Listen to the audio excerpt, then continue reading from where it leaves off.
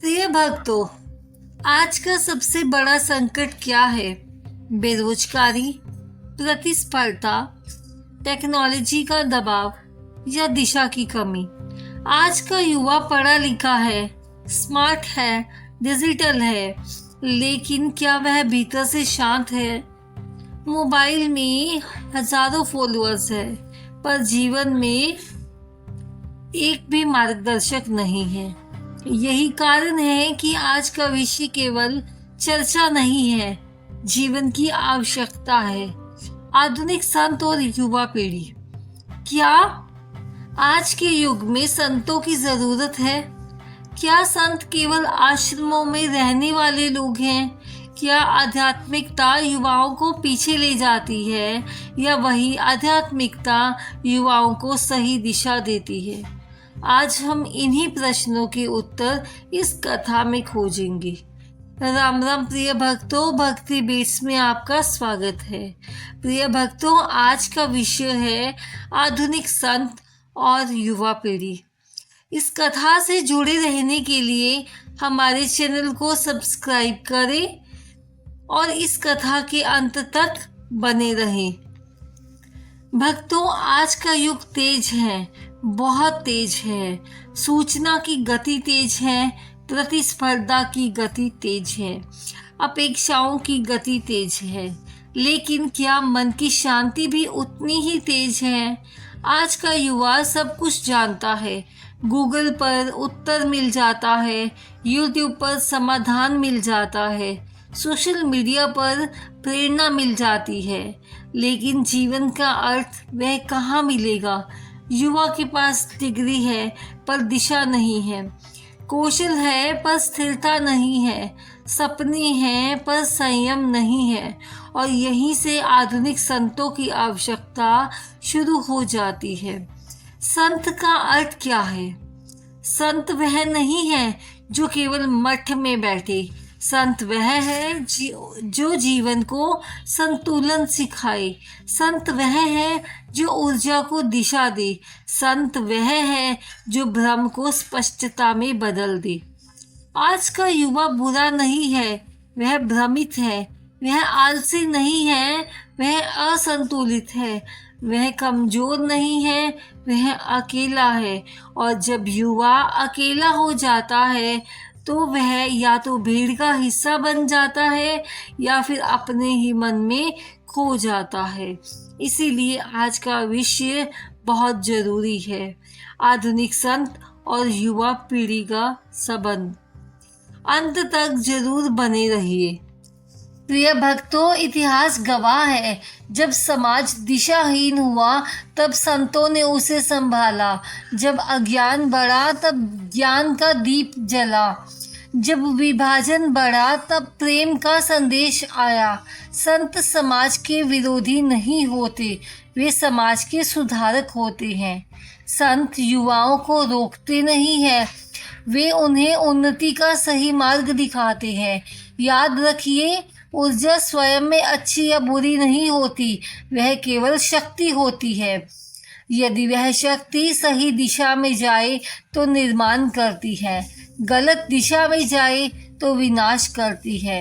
आज का युवा ऊर्जा से भरा हुआ है, यदि उसके पास मार्गदर्शक ना हो तो वह या तो अति भौतिकवाद में फंस जाएगा या निराशा में डूब जाएगा। इसीलिए हर युग में संतों ने युवाओं को संभाला। वे युवाओं के दुश्मन नहीं हैं, सच्चे मित्र रहे हैं। आज का युवा बाहर से आत्मविश्वासी दिखता है, लेकिन भीतर से क्या वह उतना ही मजबूत है? उसके मन में ये प्रश्न चलते रहते हैं, क्या मैं पर्याप्त अच्छा हूँ? लोग मुझे कैसे देख रहे हैं? मैं दूसरों से पीछे तो नहीं हूँ? अगर असफल हो गया तो? सोशल मीडिया ने तुलना को बढ़ा दिया है। हर कोई अपनी सफलता दिखा रहा है, पर कोई संघर्ष कहानी नहीं दिखाता। युवा हर दिन तुलना की आग में जलता रहता है, और जब मन जलता है तो निर्णय गलत होने लगते हैं। असंतुलन बढ़ जाता है अवसाद बढ़ता है, क्रोध बढ़ता है। आधुनिक संतों का कार्य है युवा को यह समझाना कि तुम किसी से कम नहीं हो, तुम्हारी यात्रा अलग है, तुम्हारा समय अलग है, जीवन कोई दौड़ नहीं है, यह एक साधना है। प्रिय भक्तों, आधुनिक संत कौन है?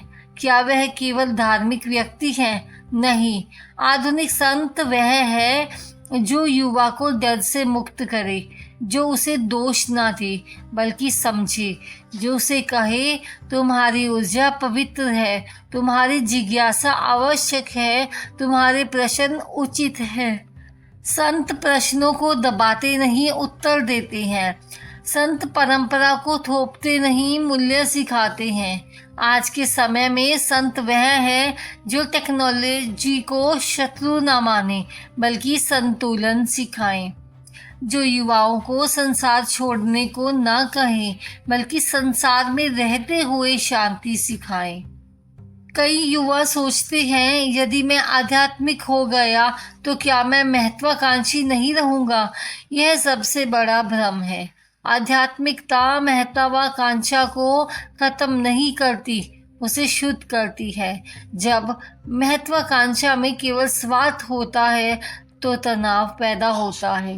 जब महत्वाकांक्षा में उद्देश्य जुड़ जाता है तो संतोष आ जाता है।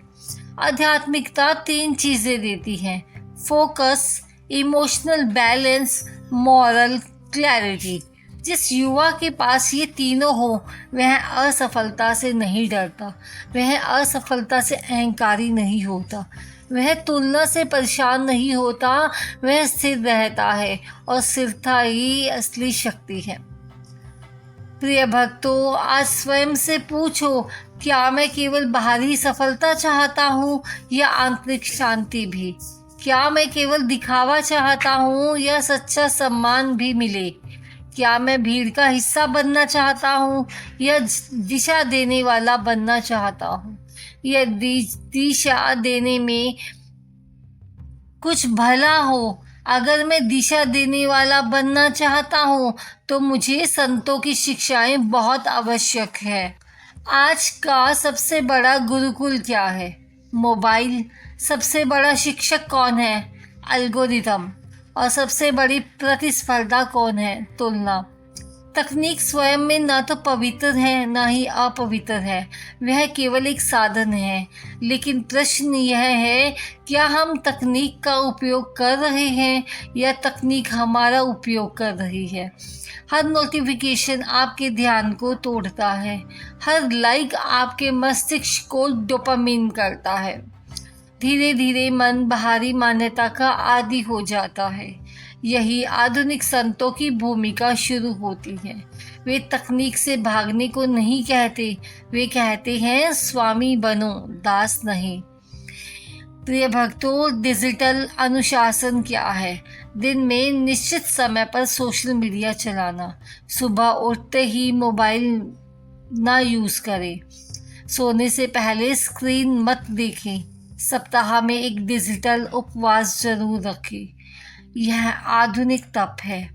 जैसे पहले लोग मौन व्रत रखते थे, आज डिजिटल मौन आवश्यक है, क्योंकि यदि मन हर क्षण उत्तेजित रहेगा तो ध्यान, एकाग्रता और गहराई समाप्त हो जाएगी और गहराई के बिना जीवन केवल सतही बन जाता है।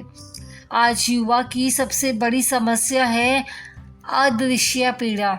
वह मुस्कुराता है लेकिन भीतर खालीपन है, वह सफल दिखता है लेकिन भीतर असुरक्षा है। क्यों? क्योंकि उसे नहीं सिखाया गया कि मन को कैसे संभालना है। आधुनिक संत यह सिखाते हैं विचारों को देखना। आप अपने विचार नहीं हैं, आप विचारों के साक्षी हैं।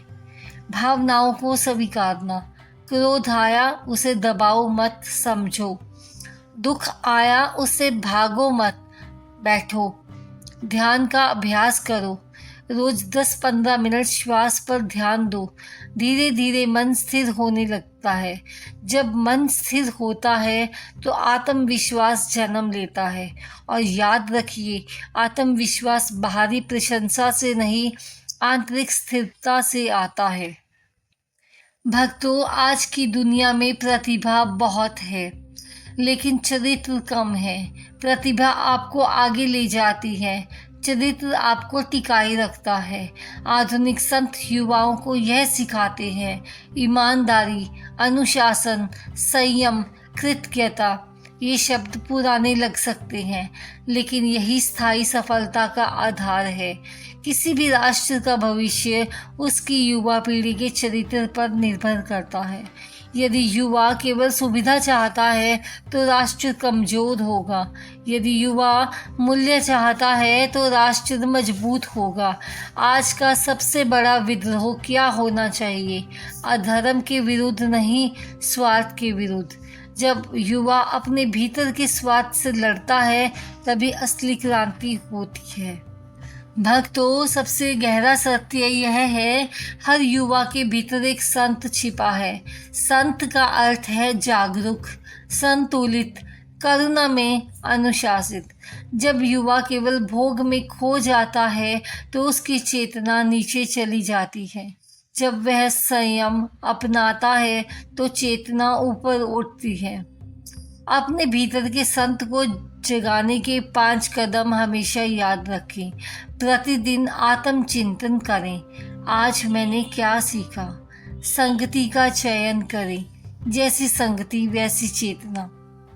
तीसरा, सेवा का अभ्यास करें। सप्ताह में एक निस्वार्थ कार्य करें।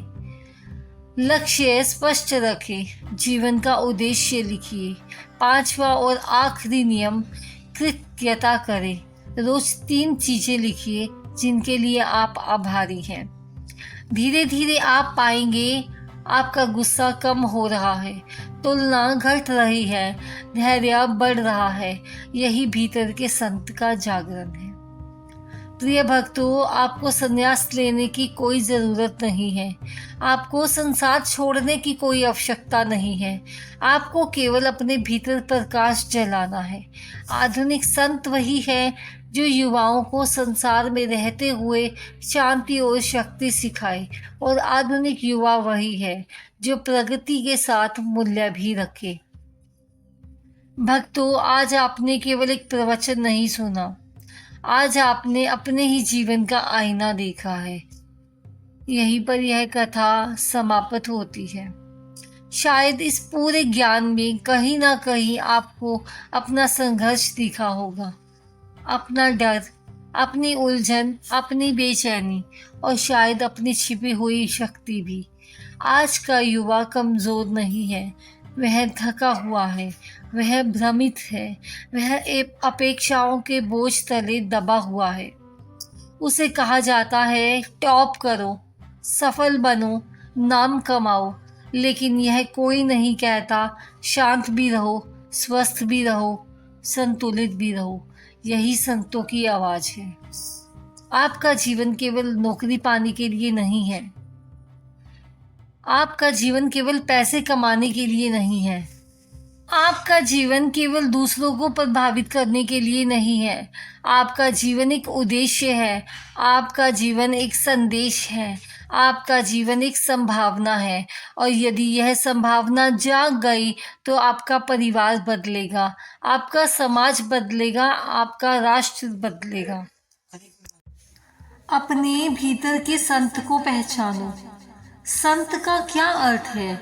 जो संतुलित हो, जो स्वयं पर विजय पाले, जो परिस्थितियों का दास ना बने। प्रिय भक्तों, जब आप क्रोध को रोक लेते हो, आप संत हो। जब आप असफलता में भी धैर्य रखते हो, आप संत हो। जब आप सफलता में भी विनम्र रहते हो, आप संत हो।